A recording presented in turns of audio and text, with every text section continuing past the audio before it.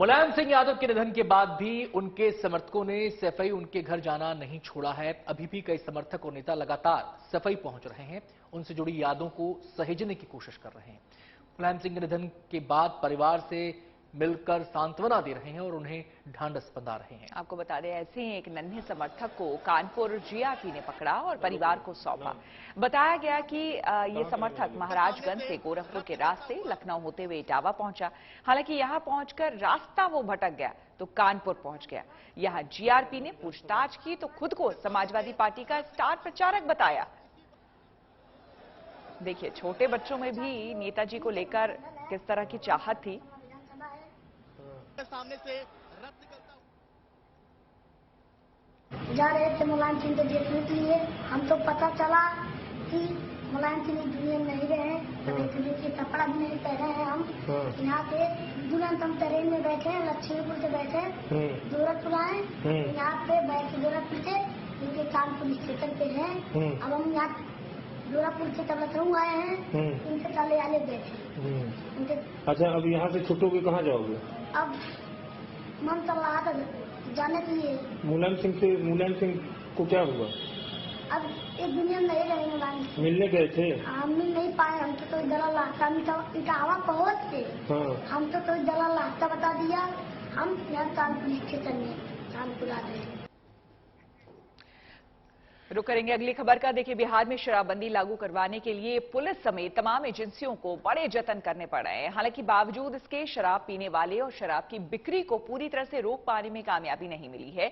अब आलम यह है कि अभी भी लोग शराब पीते हुए पकड़े जा रहे हैं और अवैध शराब की खेप भी बरामद हो रही है। अब इसमें नई पहल करते हुए यहां के आबकारी विभाग ने पहली बार शराब पीकर पकड़े जाने और जुर्माना देकर छूटने पर पहचान उजागर करने का फैसला किया है।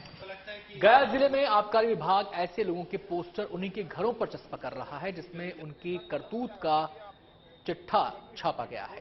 साथ ही ताकीद की जा रही है कि अगर दोबारा शराब पीते पकड़े गए तो 1 साल की सजा होगी। इसके साथ ही ब्रेथ एनालाइजर के जरिए कभी भी घर में चेकिंग की बात कही गई है। जाहिर है इसे लेकर इलाके में हलचल मची हुई है।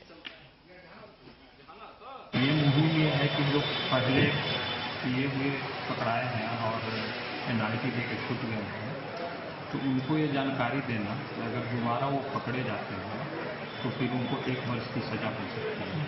क्योंकि हमारे समाज में बहुत लोग को जानकारी नहीं होती और एक हमारे विभाग की ओर से, मधुमेश्वर विभाग की ओर से एक जागरूकता अभियान चल रही है इसको, ताकि लोग जागरूक हो सकें और दोबारा एक गलती न करें।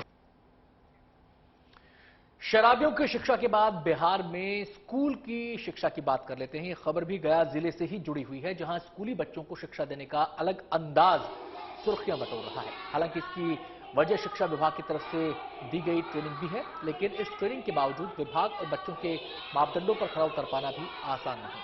आपको बता दें कि यहाँ गुरारू ब्लॉक में करौची के प्राथमिक विद्यालय में एक ऐसे ही बच्चे को पढ़ाकर एक टीचर सुर्खियां बटोर रही है। गीत, कविता और संगीत के माध्यम से बच्चों को कई विषय पढ़ाए जा रहे हैं। हालांकि इसे लेकर विभाग के अधिकारियों का कहना है कि चहक मॉड्यूल के तहत शिक्षकों को दी गई ट्रेनिंग में ये बताया गया है कि किस तरह से पढ़ाई को रुचिकर बनाया जा सकता है। सर, एक चहक की गतिविधि करा रहे थे, चहक की गतिविधि करवाना है। वो बात है, चहक की गतिविधि आपका चिड़िया उड़ती जाए, चिड़िया के बारे में नॉलेज देना है। इससे बच्चों को संख्या का ज्ञान होगा, जिसे स्टार्टिंग हम 5 तक किए हैं। 5 छोटी चिड़िया, तो इसे 5 अंगुली निकाल के करेंगे ताकि बच्चों को पता चले कि 5 का मतलब क्या होता है। उसमें से एक चिड़िया उड़ती जाए, फिर ये चिड़िया की गतिविधि है। तो उसमें जब एक उड़ गया तो बच्चों को बताने कि बच्चा जब 5 चिड़िया थी, एक उड़ गई तो उसमें से कितनी बची? 4। ये है, अब 4 है। अब उसके बाद फिर करना कि बच्चों बताओ, वो 4 चिड़िया थी तो 4 चिड़िया क्या कर रही थी? अगर 4 चिड़िया में से एक और चली गई तो संख्या कितना हो गया? तो इस गतिविधि से हम लोग को आंसर मिलता है कि हम लोग कर क्या रहे हैं। और आपको बता दें कि गुरुवार को देश भर में करवा चौथ का त्यौहार मनाया गया। सुहागन महिलाओं ने अपने पतियों के लिए निर्जला व्रत रखा, शाम को चांद देखकर पूजा की और लंबी उम्र की कामना की। प्रतीकों और परंपराओं के साथ मनाने का अंदाज देश के अलग अलग राज्यों में अलग अलग रहा। कुछ ऐसे ही अनूठे अंदाज में मध्य प्रदेश के बड़वानी में भी महिलाओं ने करवा चौथ का त्यौहार मनाया। और दिलचस्प तस्वीरें आप इस समय टीवी स्क्रीन पर देख पा रहे हैं। चांद को देखा गया, पति का दीदार किया गया, लेकिन कुछ अलग अंदाज में। यहां व्रत करने वाली महिलाओं ने चांद की पूजा के साथ पतियों को पहले हेलमेट पहनाया, फिर उनसे ट्रैफिक नियमों का पालन करने का वचन लिया। इसके बाद कहीं भी बिना हेलमेट पहने सफर पर न जाने की कसम दिलाई।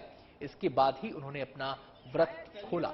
तो ये एक अच्छा संदेश भी इस पूरे के पूरे आयोजन के जरिए दिया गया है। आपको पता ही है कि ट्रैफिक पुलिस है और जो ट्रांसपोर्ट डिपार्टमेंट है लगातार मुहिम चलाता है कि लोग ट्रैफिक नियमों का पालन करें, और ऐसे में अगर महिलाएं अपने से ये पहल करती हैं तो एक अच्छा संदेश इससे समाज में जाता है। इस बार हमने हेलमेट पहन के एक युवा और बुजुर्गों के लिए एक अलग संदेश दिया है, ताकि बुजुर्गों और युवाओं को जागरूक किया है कि वो हेलमेट पहने ताकि हम सुरक्षित रहे और हमारी वाइफ द्वारा जो व्रत रखा गया है वो सफल रहे हमारे लिए। करवा चौथ का व्रत हमारी पत्नियां हमारे लिए इसलिए रखती है ताकि हमारी लंबी उम्र रहे। इसीलिए हमने इस करवा चौथ पे हेलमेट पहन के उस व्रत को सफल किया है। हमने इस बार कुछ अनोखे ढंग से करवा चौथ का व्रत मनाया है। हमने हमारे पतियों को हेलमेट पहनाने के साथ साथ में उन्हें एक संदेश दिलाना चाहा है कि सभी लोग जागरूक रहें और दो पहिया वाहन चलाए तो हेलमेट पहन के ही चलाए। इससे हमारी भी सुरक्षा होगी और हमारे पत्नियों का करवा चौथ का व्रत भी सफल हो जाएगा। तो हमने कुछ अलग अंदाज से इस बार करवा चौथ का व्रत मनाया है। हमने बहुत हर्षोल्लास से मनाया है। पूरा परिवार इकट्ठा हुआ, सभी ने हेलमेट पहनने की एक शपथ ली है, प्रण लिया है जो सफल करने वाले हैं सभी।